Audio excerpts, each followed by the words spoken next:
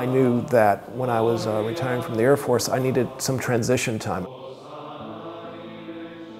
I did not want to retire from the Air Force and then the next week hop into a parish. I just wouldn't be able to do that.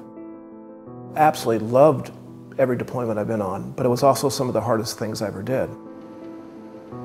Probably the hardest one was they had 4 soldiers whose Humvee got hit. And they burned up alive.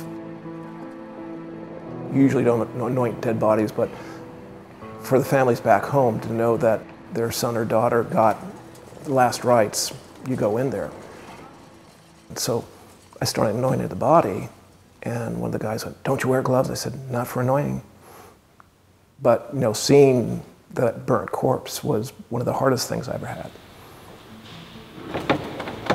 This whole sabbatical program is basic maintenance for priests who have been working really hard, 12, 14 hours a day.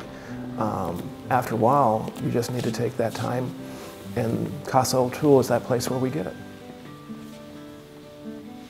Being here in Rome with all the basilicas is just a wonderful way of sort of reconnecting with the spiritual side of who you are and being able to connect with something bigger than yourself, whatever that bigger thing is. What's so important about sabbaticals is that periodically, just like we do with airplanes, we bring them into phase dock and we strip them down and we clean up the plane and we replace the parts, and then it's returned to the fleet to continue flying missions. Well, in a sense, this is a kind of a theological and a spiritual phase dock. The dining room has a big picture window, and you can see the cupola of St. Peter's right there. It's not even a mile away, with a cup of coffee or something in your hand to just go, isn't that great? And that just gives you a great, view of, okay, I'm here, it's time to relax, and really just get myself redirected in the way I need to.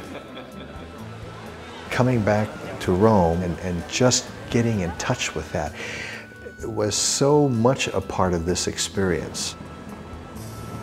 We read about the stories of the saints, well, those are our roots, and when we read those stories again, it'll never quite be the same because we've been there. My education is 30 years old. Got my master's degree back in '84. So I get updated education of what are the new trends in theology that maybe I haven't studied in the last 30 years.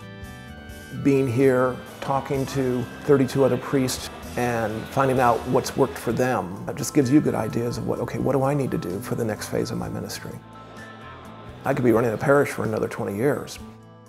I'm going to be working with retirees and active duty folks still, just in black uniform instead of blue.